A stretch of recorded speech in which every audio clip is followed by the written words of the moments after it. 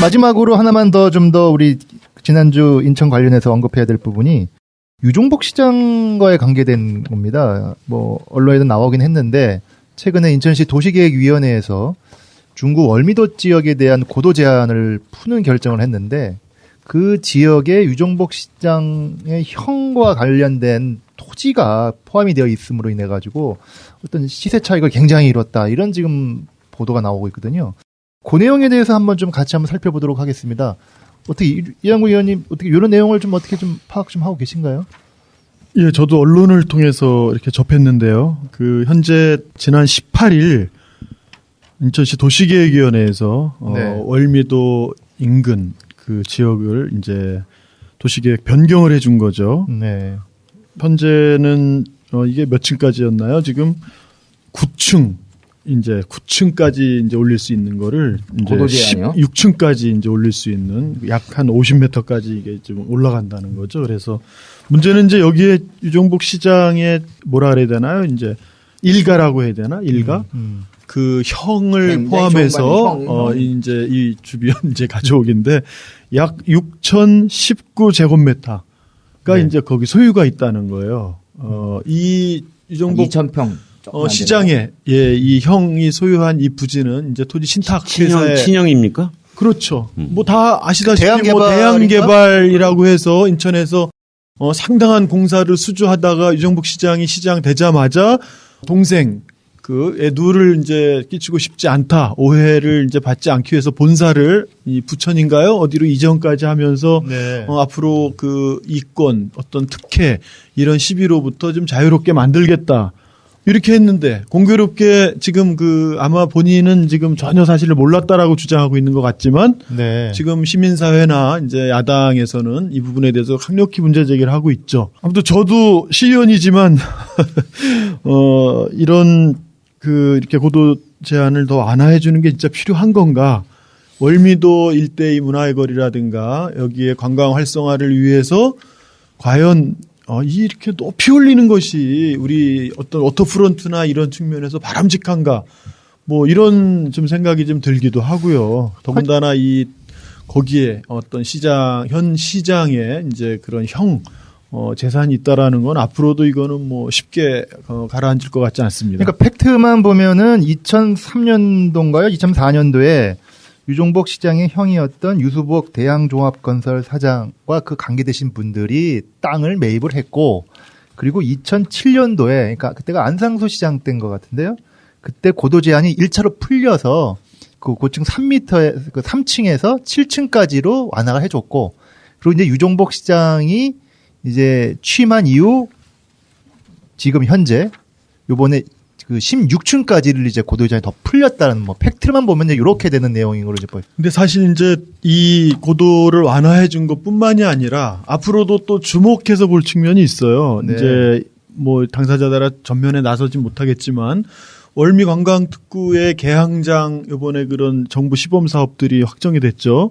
그래서 지금 월미도 그 케이블카 월미산에 이게 네. 많은 논란이 되고 있는데 사실은 이 월미산 케이블카는 이번에 처음 거론된 게 아니라 이미 지난 그 2008년도인가 예, 그때 벌써 민간 사업자가 제안을 해서 추진하다가 이제 이 추진을 못한 사례가 있습니다, 사실은. 근데 그때 또 제안했던 민간 사업자와 또 연관성이 있었다는 거예요, 사실은. 그래서 아무튼 이런 얘기들도 지금 계속 논란이 됐었는데 이런 부분들 좀 전반에 걸쳐서 다시 한번 유종복 시장은 이게 아직 고시 내려서 발효되진 않았거든요.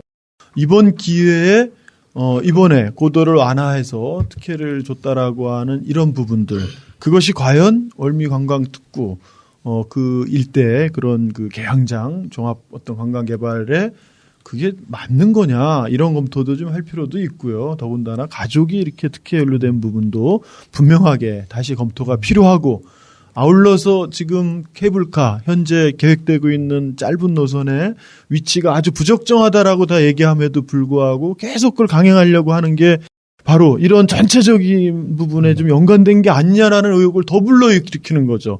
그래서 이러한 전반들을 다시 이번 기회에 좀 점검할 필요가 있다고 봅니다.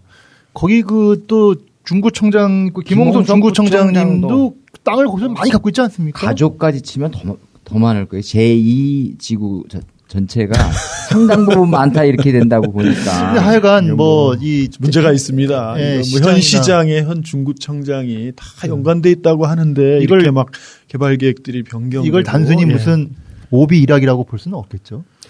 그러니까 이 월미도 일대를 놓고 지난번에도 은하 모노레일 해서 680억 정도가 안상수 시장 때 낭비된 거라든가 그 건이 일어나기 전에 이렇게 3층짜리를 지을 수 있는 1,800평 땅을 고도 제한을 완화해서 7층까지 짓게 해줬다면은 땅값이 최소 2배가 아니라 3층이 7층 되면 뭐 2.5배인데 땅값은 아마 한 서너 배가 더 뛰었을 거예요, 이미. 근데 이번에 만약에 고도 제한을 해준다 그러면 이제 17, 8층까지 16층까지 해준다 그러면 3층짜리가 16층짜리가 되면 도대체 한 그러니까 건물 높이가 6배가 올라가면 땅값은 거의 한 뭐 20, 30배가 올라가는 이런 건데 왜 새누리당 관계자들이 시장이 되거나 구청장이 되면 왜 이렇게 월미도를 둘러싼 여러 가지 개발에 관한 논의가 되는지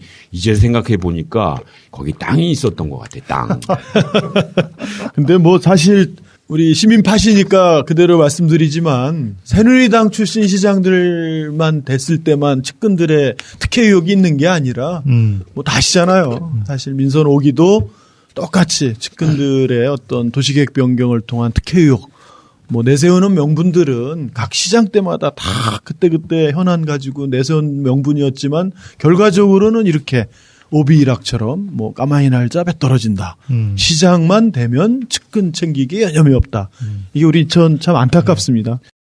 예, 이따가 한번 우리가 두 번째 파트에서 현재 유종복 시장에 대한 여러 가지 그간의 활동에 대한 평가도 좀 한번 해보려고 하는데 하여간 그 가장 최근에 이런 어떤 측근 비리라고 얘기하기 좀 애매모호하게 하지만 그런 언론된 것은 굉장히 좀 안타까운 일일 수밖에 없고 우리 유종복 시장이 지난번 2014년도에 송영길 시장하고 맞대결을 벌이면서 그 공보물이나 선거 공약사항을 보면 부채 도시 문제 하나하고 부패 도시 이 두 가지를 들고 나왔어요. 그러니까 네.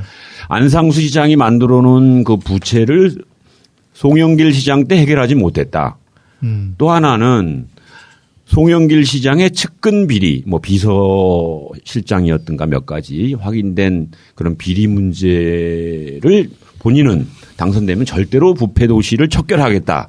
이렇게 두 가지를 주장하고 나왔는데 이따가도 한번 평가를 차후에 해봐야 되겠습니다만 부채가 줄었느냐 2년이 지났는데 라고 하는 것과 그리고 앞으로 정말 획기적으로 줄일 수 있느냐 이 문제 하나하고 또 하나는 지금 문제 제기되듯이 친형에 약 2,000평 정도의 땅에 고도 제한을 해 주는 것은 뭐 부패가 아니냐라고 하는 면에서 참 인천 시민에게는 불안하고 불행한 소식으로 들립니다.